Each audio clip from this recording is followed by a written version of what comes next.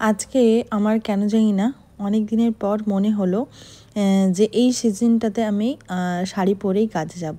এটা আমার কাছে একটা বিশাল বড় চ্যালেঞ্জ ছিল, কারণ সত্যি কথা বলতে শাড়ি পরে ক্লাস নিতে বা মানে আমাদের যখন মেকআপ ক্লাস হয়, মাস্টার ক্লাস হয়, তখন শাড়ি পরে ডেমনস্ট্রেশন দিতে বা অন্য কিছু করতে খুব একটা অসুবিধে হয় না।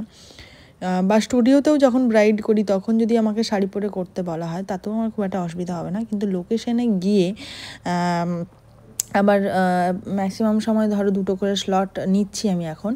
তো সেই ক্ষেত্রে একটা জায়গা থেকে আরেকটা জায়গা এবং লোকেশনের নানা রকম সমস্যার মধ্যেও আমাদেরকে অনেক সময় পড়তে হয়। দেখা গেল গাড়ি একদম ব্রাইডের বাড়ি পর্যন্ত যায় না।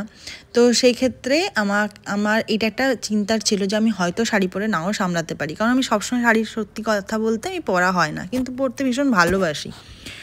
তো অনেকবারই ভাবলাম যে পারবো কি পারবো না, এই ভেবে আমি বললাম না, পরেই ফেলি, দেখা যাক না কি হয়, যেটুকু যদি অসুবিধা হয় তাহলে পরের দিন নাহলে না পরবো, কিন্তু পরেই নিই।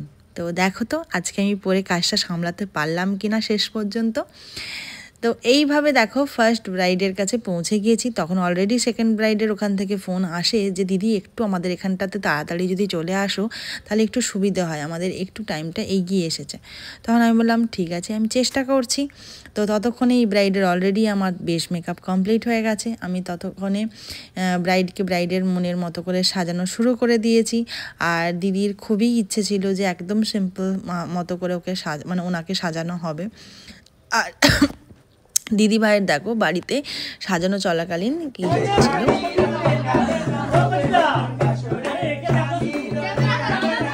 তো বুঝতেই পারলে যে কি হচ্ছিল এটাই যে আমরা সবসময় দেখে এসেছি যে বাচ্চা জন্মানোর পরে বাড়িতে ওনারা আসেন, এইভাবে নাচ দেখান, তাতে কিছু টাকা ডিমান্ড করেন এবং সেটা হয়তো অনেকেরই সামর্থ্যের বাইরে, কিন্তু আবার কিছু কিছু গ্রুপ আছে যারা কিছুটা কথা শুনে একটু অ্যাডজাস্টমেন্টে এসে কিছু টাকা নিয়ে হয়তো চলে যান। কিন্তু আজকাল আবার এটা এই রীতি ওনারা মানে বিয়ে বাড়িতেও শুরু করেছে। আমি বেশ কয়েকবার কয়েক জায়গাতে গিয়েছি এবং এটা দেখেছি।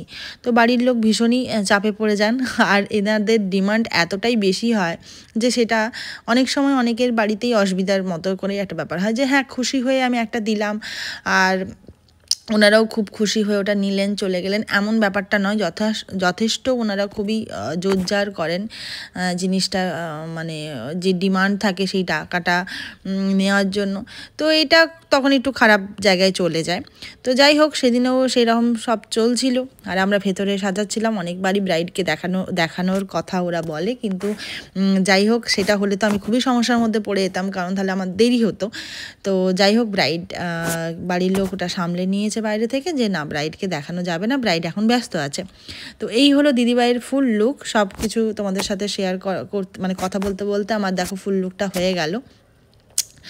তো দিদির তো ভীষণই পছন্দ হয়েছিল, আর এরমই উনি চেয়েছিলেন যে আমার একটা মেশি হেয়ার মানে মেশি সামনেটা হবে আর পেছনটাতে একটা বান থাকবে।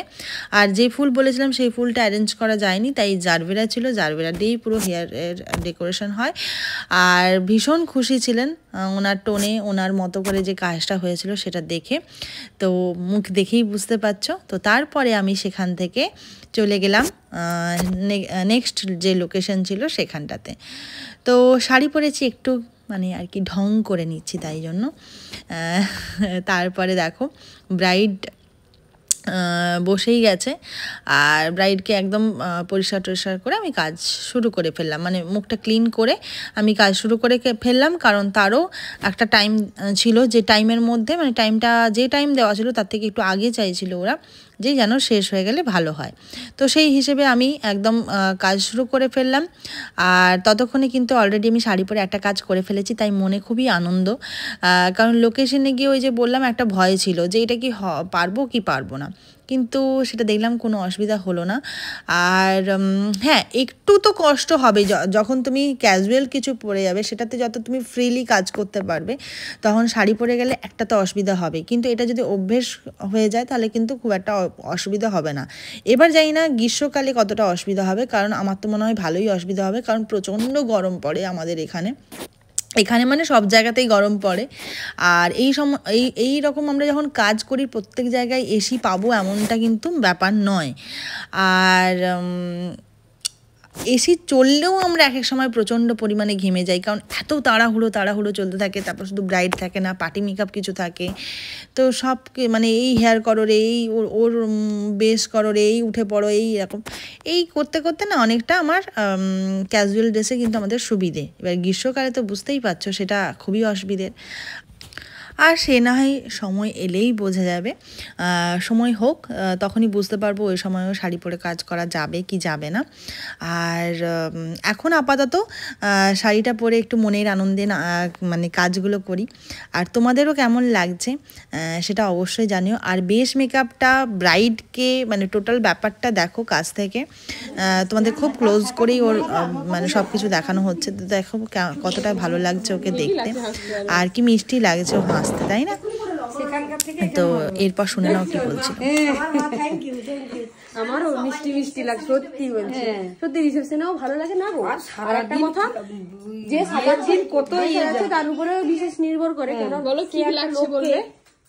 আমি বলছি রিসেপশনের দিন খুব মিষ্টি লাগছে, বিয়ের দিনে যতটা লাগছিল তার থেকেও বেশি ভালো লাগছে। তার মানে নিজস্বতাটা সে বজায় রেখেছে, এই জন্য বেশি মানে ন্যাচারাল ব্যাপারটা, মিষ্টি মিষ্টি ব্যাপারটা একদম এটাই হওয়া উচিত। তো এইরকমই রিভিউ তো কাজ চলাকালীন শুনতে পেলাম, বেশ সুন্দর লাগে।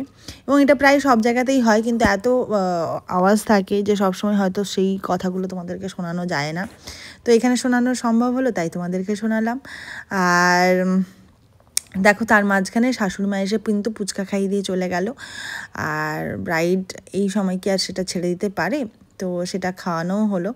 আর ওই যেই দিদিভাই বললো যে আমি বলছি ওই দিদিভাই হলো এই মানে ব্রাইডের ননদ।